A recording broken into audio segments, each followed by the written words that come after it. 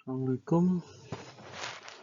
Kita masuk ke review yang ketiga mengenai infinity dynamic pressure atau tekanan dinamik tidak berhingga.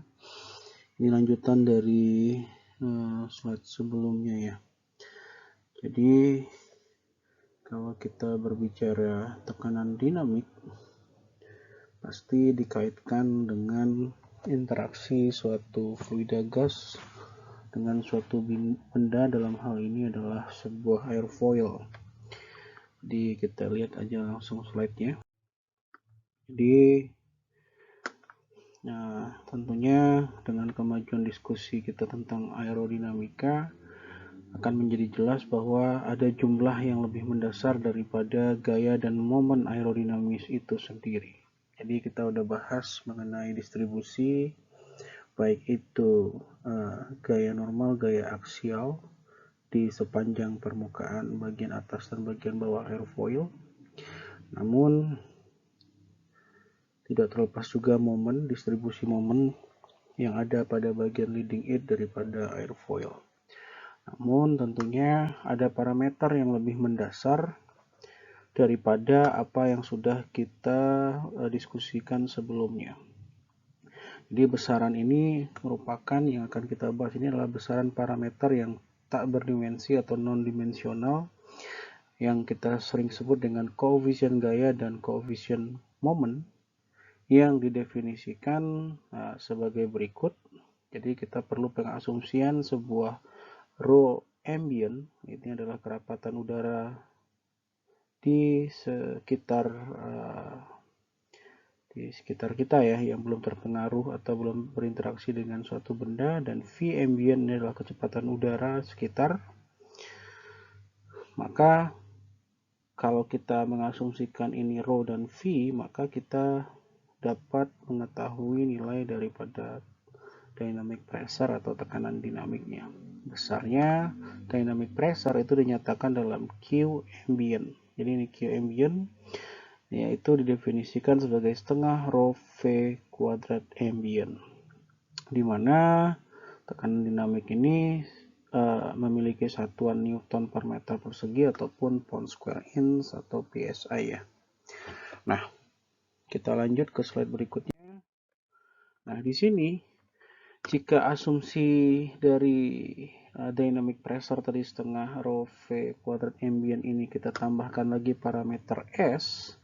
S ini adalah parameter benda, dalam hal ini adalah sayap, dan L adalah panjang rata-rata dari chord leading edge sampai ke trailing edge, maka koefisien gaya dan momen memiliki bentuk satuan tak berdimensi sebagai berikut. Jadi ini aliran udara mempunyai kecepatan, mempunyai kerapatan tentunya setengah rho V kuadrat. Ini adalah nilai daripada Q-nya ya, atau Q ambient tadi. Sebentar. Ini nilai Q ambient. Nah, sehingga dengan diketahui nilai V ambient atau representasi daripada Q ambient ini, maka kita bisa mencari koefisien lift. Koefisien lift itu sama dengan lift dibagi dengan Q ambient, ini setengah rho V kuadrat ya, dikali dengan S. S itu adalah luas permukaan sayap. Jadi ya, luas permukaan sayap itu ya ini ya, jangan sampai lupa nih. Ini mendasar sekali. Nah, ini luas permukaan sayap. Nah, begitu juga kalau kita mencari koefisien drag. CD sama dengan D dibagi Q ambient dikali S. Koefisien gaya normal juga seperti itu, koefisien gaya aksial juga seperti itu. Yang ditentukan adalah gaya aksial, gaya normalnya, dan juga koefisien momen. Ini adalah nilai momennya dibagi dengan Q ambient dikali luas permukaannya dikali dengan panjang rata-rata. Jadi akan menghasilkan setiap persamaan ini parameter non-dimensional. Nah, kehadiran S dan L itu adalah menggambarkan bentuk daripada suatu geometri. Dalam hal ini adalah geometri sayap. Sehingga kalau bentuknya berbeda, tentunya nilai S dan L-nya juga tentunya berbeda. Oke, seperti halnya kalau bentuknya lingkaran. Nah, kalau bentuknya lingkaran, S yang tadinya bentuknya itu adalah trapesium, karena dia lingkaran ini menjadi pi r kuadrat ya. Dan L-nya itu adalah diameternya. Jadi sebelumnya L-nya itu yang di sayap tadi adalah chord line-nya. Jadi pi r kuadrat atau pi d kuadrat bagi 4 ini sama saja ya. Nah, nilai S dan L itu merupakan atau bukan merupakan nilai yang kritis, namun ketika mencari nilai gaya dan momen, maka kita membutuhkan nilai daripada S dan L. Jadi artinya saling terkait dan terikat. Jadi kira-kira seperti itu definisinya ya. Oke, nah jadi dari persamaan tadi yang kita dapat pada persamaan parameter non-dimensional tadi, nilai koefisien lift, koefisien drag, koefisien momen, dan koefisien aksial dan seterusnya itu menunjukkan koefisien gaya dan koefisien momen dalam bentuk 3 dimensi lengkap seperti pesawat terbang atau sayap yang berhingga karena dia memiliki nilai S dan L. Sebaliknya kalau untuk benda 2 dimensi, sebelumnya yang gambar yang airfoil tadi, yang sebelumnya ya, gambar airfoil sebelumnya seperti yang terlihat pada slide sebelumnya, nilai gaya dan momen persatuan panjang sayap sering dinotasikan dengan huruf kecil. Sebagai contoh, CL, ini hurufnya kecil semua, ini berarti kita merujuk ke bagian yang 2 dimensi. Tapi kalau dia besar, ini merujuk ke 3 dimensi. Jadi kalau dia 2 dimensi, berarti representasi S tadi diganti dengan C. C itu chord, yaitu panjang dari leading edge ke trailing edge. Sedangkan CD ini D action dibagi Q ambient dikali dengan C. Sedangkan CM sama dengan M action dibagi dengan Q ambient dikali C. Jadi C ini adalah dimana luas sayap S sama dengan chord dikali dengan 1 sama dengan C. Jadi kalau dia 2 dimensi, panjang sayapnya diasumsikan 1 unit. Maka dikali 1 dikali sama dengan C ya. Nah, jadi ini untuk merepresentasikan apakah persamaan itu digunakan untuk yang 2 dimensi atau yang 3 dimensi. Nah, tambahan 2 besaran yang biasanya juga digunakan adalah koefisien tekanan. Nah, koefisien tekanan atau sering kita sebut dengan center of pressure itu merupakan pembagian atau rasio antara selisih tekanan yang sudah berinteraksi dengan permukaan airfoil dikurang dengan tekanan sekitar yang tidak berinteraksi dibagi dengan dynamic pressure-nya. Jadi ini fungsi daripada center of pressure. Sedangkan koefisien gesekan skin atau koefisien skin friction itu dinotasikan dengan CF dibagi dengan tau tegangan geser dibagi dengan Q ambient. Kita lanjutkan. Jadi kalau sebelumnya kita mencoba untuk menambahkan parameter-parameter dari selain CL, CD, CM, dan CA tadi, juga ada 2 parameter baru yaitu adalah koefisien skin friction dan koefisien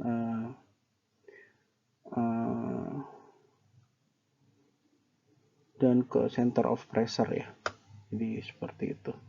Nah, bentuk persamaan 1.7, 1.8, dan 1.11 yang sangat berguna adalah nilai parameter yang tidak berdimensi. Jadi kalau di sini adalah bentuk sayap, maka kita ingin mencari fungsi daripada chord, fungsinya merepresentasikan X ya, chord ini. Dia lurus, ds itu adalah kemiringan dari permukaan airfoil, dan dy ini memang merupakan fungsi arah ke bawah. Jadi ini adalah segitiga siku-siku, ds itu hipotenusnya, dx itu adalah adjacennya, sedangkan dy itu adalah opposite ya. Sehingga dari gambar yang ditunjukkan di samping, maka kita dapat hubungan geometri dari panjang diferensial. Untuk panjang sisi dx dapat dinyatakan dalam ds cos theta, sedangkan panjang sisi dy dapat dinyatakan dalam minus ds sin theta. Sedangkan s itu sama dengan chord dikali 1 satuan unit. Nah, jadi di persamaan 112 sampai 114 ini dapat kita substitusi ke dalam persamaan 1.7, 1.8, dan 1.11. Di mana 1.7 ini yang minus PU cos theta tadi ya, minus PU cos theta ditambah dengan tau U sin theta ya, ditambah juga dengan integrasi leading edge trailing edge PL cos theta dikurang TL sin theta dikali dengan luas permukaan bidangnya. Ya, jadi kira-kira seperti itu, kalian bisa lihat lagi ke atas. Nah, apabila persamaan ini disubstitusikan dari 112, 113 ke 1.7, 1.8, dan 1.11, lalu dibagi dengan Q ambientnya, dan selanjutnya dibagi dengan S dalam bentuk persamaan 1.14, maka akan didapatkan bentuk integral dari bentuk koefisien gaya dan momen, di mana koefisien normal force itu sama dengan seperchordnya representasi dari panjang 0 ke C, CPL. CPL ini adalah center of pressure di bagian lower surface, atau sama juga dengan kalau kita tuliskan CPL itu fungsi daripada P di bagian lower surface dikurang P ambient dibagi dengan Q ambient. Nah, jadi kalau CPL ini kita fungsikan kita fungsikan fungsi seperti ini, bahwasannya kita tahu bahwasannya CPL ini adalah fungsi daripada PL atau tekanan di bagian lower surface dikurang di bagian upper surface. Ya, fungsi dikali dengan delta X ditambah dengan integrasi 0 ke C, CFU ini adalah coefficient friction, CF tadi adalah atau U dibagi dengan Q ambient ya.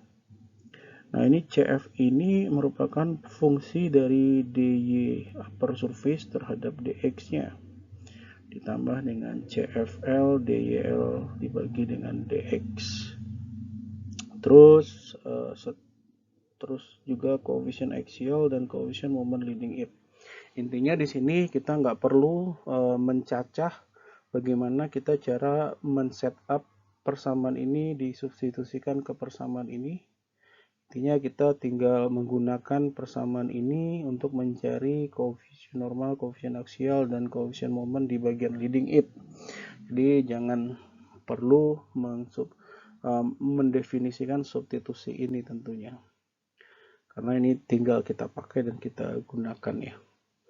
Jadi untuk slide ini kalau memang ada yang mau didiskusikan monggo aja, nanti silahkan di sharing di kolom komen ya. Nah, untuk selanjutnya, oke, kita udah sampai ke bagian contoh. Ini soalnya sudah pernah saya berikan di Spada ya.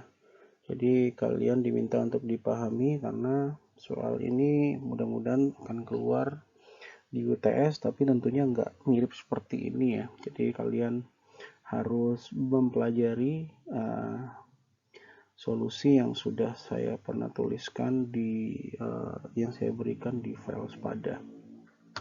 Ini soal pertama, ini soal kedua. Saya kira cukup untuk kegiatan UTS kita yang akan kita laksanakan di hari Selasa depan. Ya, kalau nggak salah tanggal 19 April. Soalnya kurang lebih 5 ya. Terus terang saat file ini diupload saya belum bikin soalnya. Mudah-mudahan saya bisa membuatnya sesuai dengan waktu yang sudah ditentukan. Cukup sekian, wabillahi taufik wal hidayah. Wassalamualaikum warahmatullahi wabarakatuh. Kita akan ketemu lagi setelah UTS. Dan jangan lupa selamat Lebaran bagi yang merayakan.